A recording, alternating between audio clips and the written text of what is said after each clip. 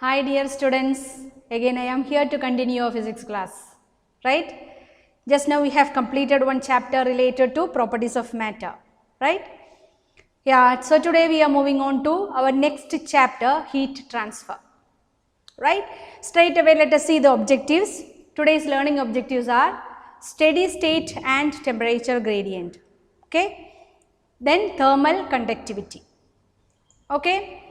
As usual, even though there is no direct connection with this chapter, it is better to recall what all topics we have covered in our previous class, right?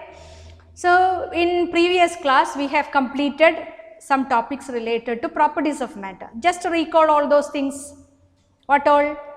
About elasticity we have studied, surface tension of liquid and capillarity related to liquid we have studied. So, all those properties related to solid and liquid we have completed, and certain properties we have studied for gaseous also, like Bernoulli's principle and all.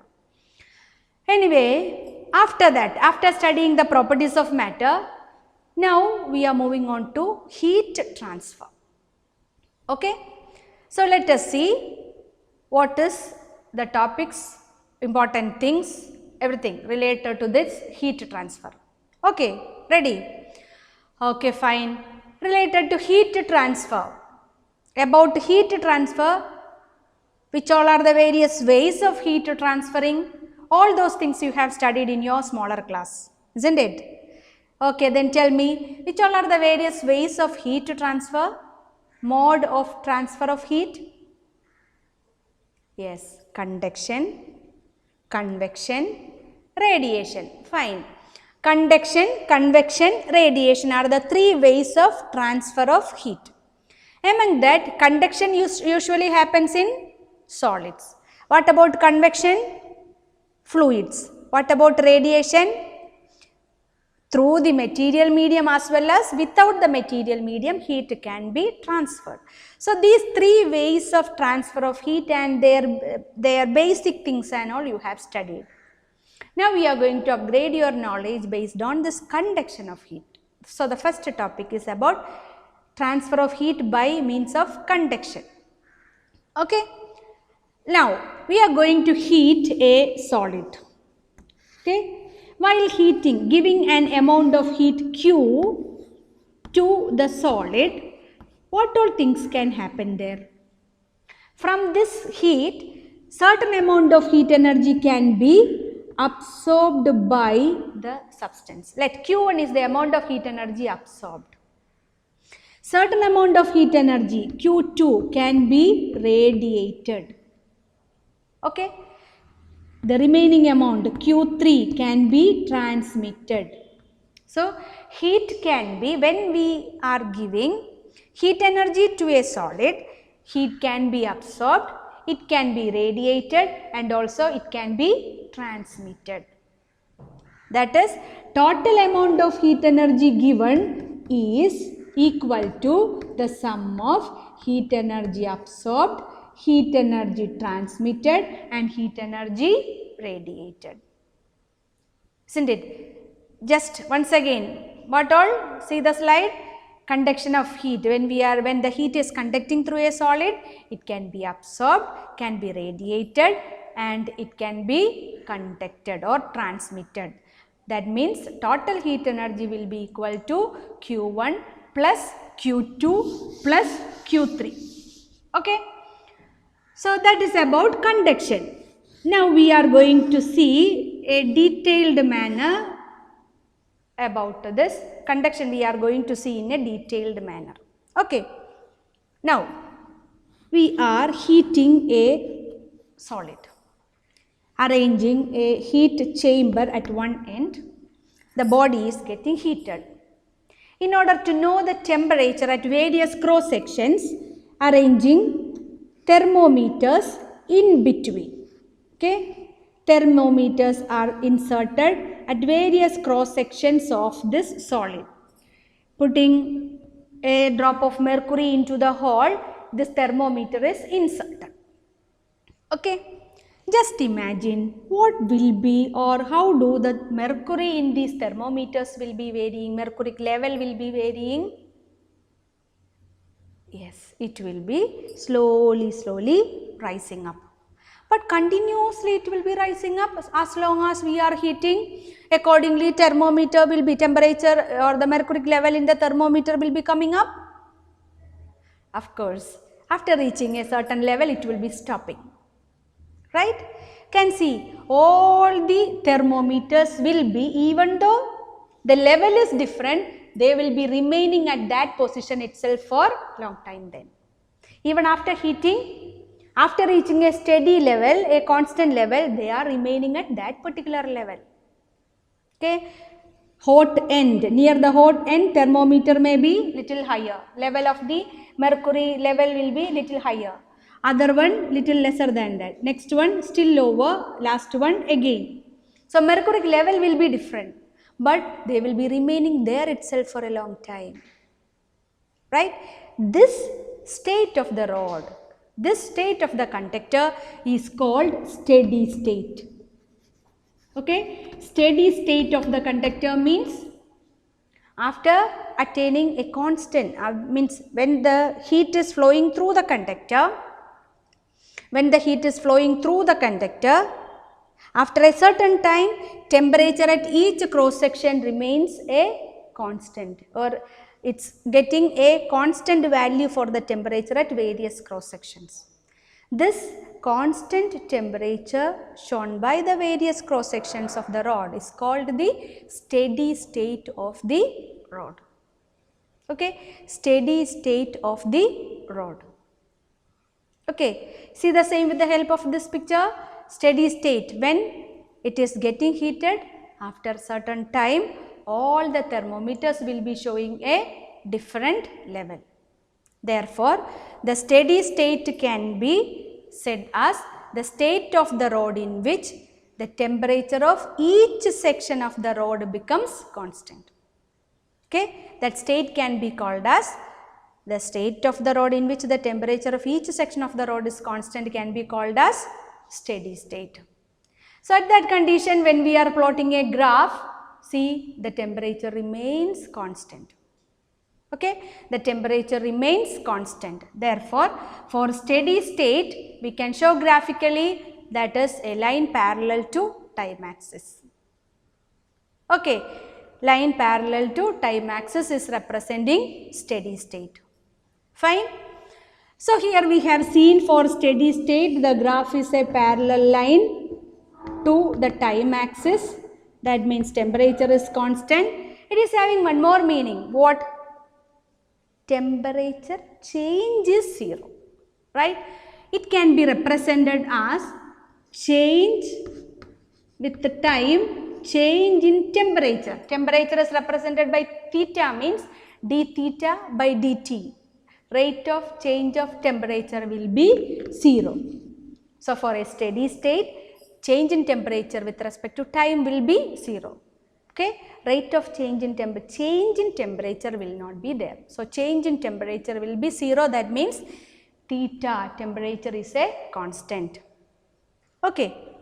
Now, the same condition, we are taking a perfect conductor. That means the amount of heat energy absorbed as well as amount of heat energy radiated is 0. No heat is getting absorbed by the body and not radiating to the atmosphere. That means total amount of heat energy is getting transmitted, conducted. Then that rate of conduction depends only on the nature of that material or conductivity of that material. In such a case, when we are plotting a graph between the temperature and distance, okay, from hot end to the cold end, when we are plotting a graph, then the graph will be a negative slope line. That is, for a perfect conductor, temperature varies with distance. Okay, hot end the temperature will be higher, cold end or far away end the temperature will be least. Right. So, for a perfect conductor, the rate of conduction depends on the conductivity of the material and the temperature falls with the distance. See the same also here. Q is equal to total amount of heat energy is equal to sum of these three, absorbed plus radiated plus transmitter. For a perfect conductor, there is no absorption and no radiation. In such a case, total amount of heat energy given will be completely conducted, transmitted. Then the transmission is depending on the nature of the rod. The rate of conduction of heat in the rod depends only upon the conductivity of the material. Okay. Then graphically we can show that it is falling. Temperature is decreasing with distance from the hot end. Okay. Now, so steady state we have seen, rate of conduction, all those things we have seen. Next one, in between. That is, bring that first picture into your mind. While heating we said it can be transferred, absorbed or radiated. Before reaching that steady state, okay, before reaching the steady state, what will be the condition of those thermometers, mercuric level? Yes, slowly rising I said. It is varying. At that particular condition, temperature of various cross sections will be changing continuously. Such a state of the rod is called variable state. Okay, if it is steady means steady state. If the temperature is varying, it can be called as variable state. Means the state of the rod when the temperature is increasing. Okay, or sometimes if it is falling temperature means decreasing. Right? So what is variable state? See, what is variable state? The state of the rod in which the temperature of each cross section of the rod is increasing. That can be called as variable state. Okay, so steady state is clear now, variable state also clear. Okay. Yes, now let us move on to the next one, that is taking the case of steady state of the rod. Okay, when we are taking two areas of cross sections, 2 points of that rod at the steady state condition. Steady state means temperature at the cross sections will be same, even though value is different. It will be maintaining its temperature and the other one will be maintaining its own temperature. That means all the particles on this surface will have same temperature. Here also all the particles will be at equal temperature, but it is not equal to the previous one because it is the hot end. So higher temperature will be showing, but all will be having the same higher temperature. Here another temperature, but all the particles will have the same temperature, right? Such cross sections can be called as isothermal surface. What is meant by iso? Same. So this surface is having same temperature. So iso, same, thermal, temperature for the surface. Okay, isothermal surface means the surface which are at the same temperature. Which are means all the molecules on that surface will be at same temperature. If all the molecules or all the points on the surface is at same temperature, that surface can be called as isothermal surface. So A is an isothermal surface, B is an isothermal surface. Okay, always this heat flowing or the heat flow will be perpendicular to isothermal surface. And always isothermal surface will be parallel to each other. They will not be crossing or touching each other because it is the cross sections having same temperature for all the points. So while taking isothermal surface, they will not touch each other. They will be only parallel to each other. Okay, isothermal surfaces will be parallel to each other depending upon the shape of the material. If it is rectangular one means isothermal surface will be plane or rectangle. Cylindrical rod means it will be spherical in shape or it can be cylindrical in shape. Shape of the isothermal surface will be according to the shape of the conductor. But they will be parallel to each other. Okay. Right?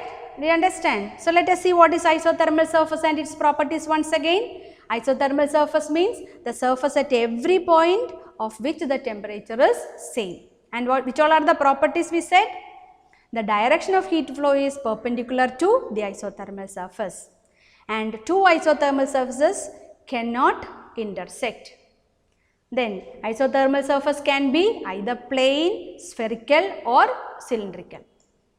Okay, these are the properties we have studied. Clear all these things? Okay, fine. Let us move on to the next part. Yes, the next one is, we were telling about the conduction of heat and the temperature difference for the different areas of cross sections. Okay, if we are marking the temperatures as theta 1 and theta 2 and the separation between these two surfaces as L, then usually right end, this end can be taken as the hot end and the other one can be taken as the cold end. So, theta 1 will be greater than theta 2. Then the difference in these temperatures, change in temperature with distance, theta 1 minus theta, since theta 1 is greater, we have taken theta 1 in the beginning. Okay. So, theta 1 minus theta 2 with distance by L is called temperature gradient. Okay. Fall in temperature with distance is called temperature gradient. Change in temperature with distance is called temperature gradient. According to the formula, unit can be degree Celsius per meter. In Kelvin means Kelvin per meter is the standard unit of temperature gradient. Since direction is there, it is a vector quantity. Okay. So, the next thing after isothermal surface, the next term you have to study is temperature gradient. So, see what is temperature gradient? Yes, repeat. The rate of change of temperature with the distance between two isothermal surfaces is called temperature gradient. It can be represented as theta 1 minus theta 2 by L and its unit is degree Celsius per meter or Kelvin per meter and it is a vector quantity. Okay. Yes, so temperature gradient also over. Right. Next we are moving on to constant or coefficient of thermal conductivity.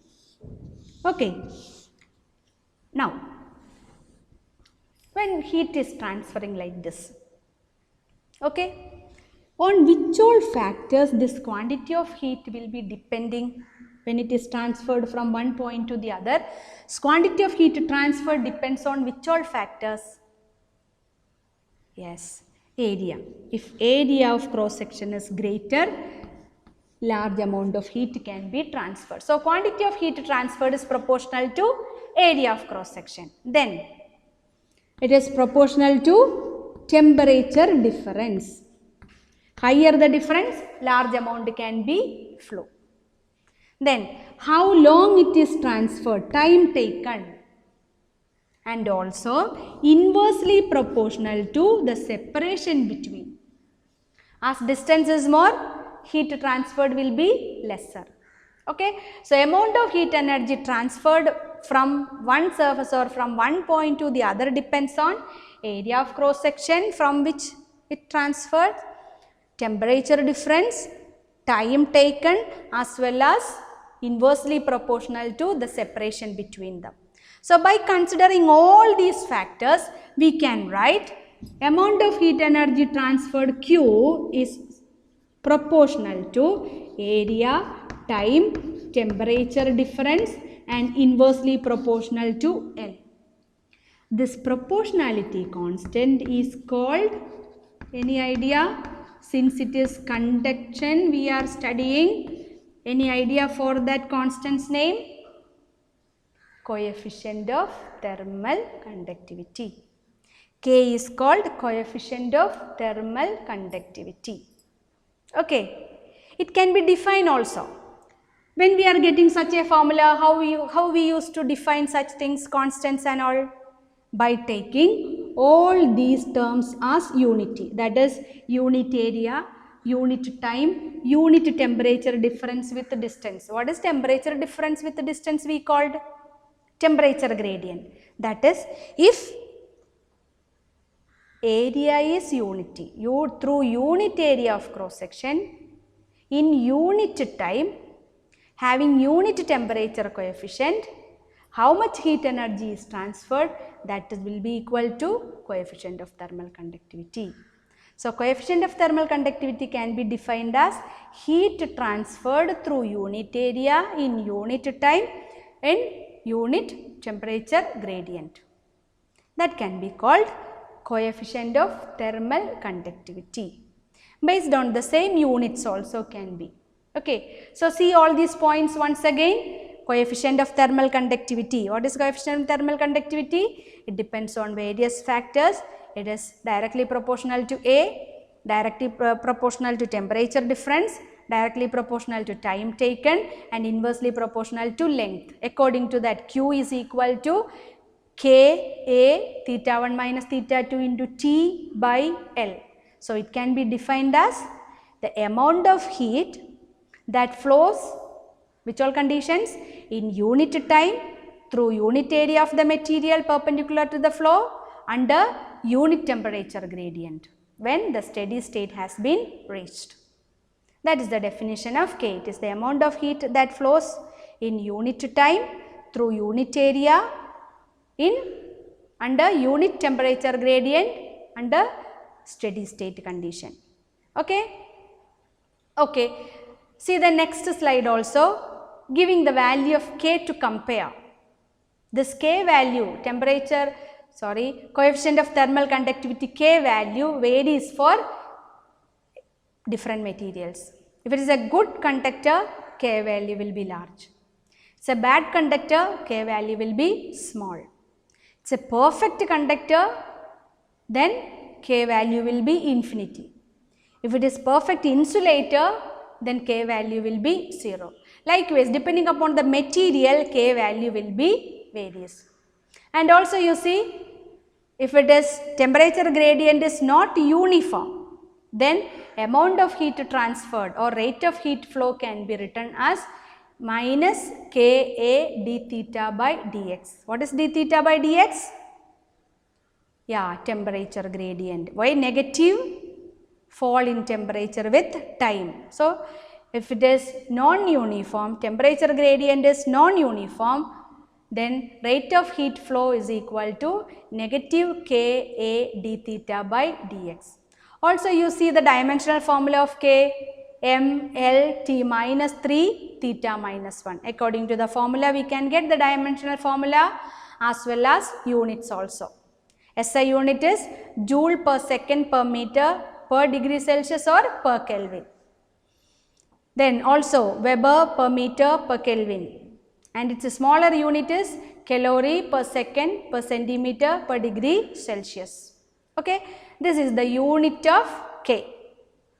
Okay, so we have studied what is coefficient of thermal conductivity, its dimensional formula as well as unit. Okay. Yeah, with this I am going to wind up today's class. So, just recap all those things what we have studied in the beginning. We studied about steady state and variable state. Then temperature gradient, its unit. Okay. Then coefficient of thermal conductivity, its definition, formula, unit. Okay. I hope all these things are clear to you. After studying all these topics, please you attempt the questions attached in the worksheet. Many questions have given simple questions. So, after studying the topic, go through the questions and answer the questions. Okay. So, study well and attempt the questions. Okay, fine. We can meet in our next class. Thank you.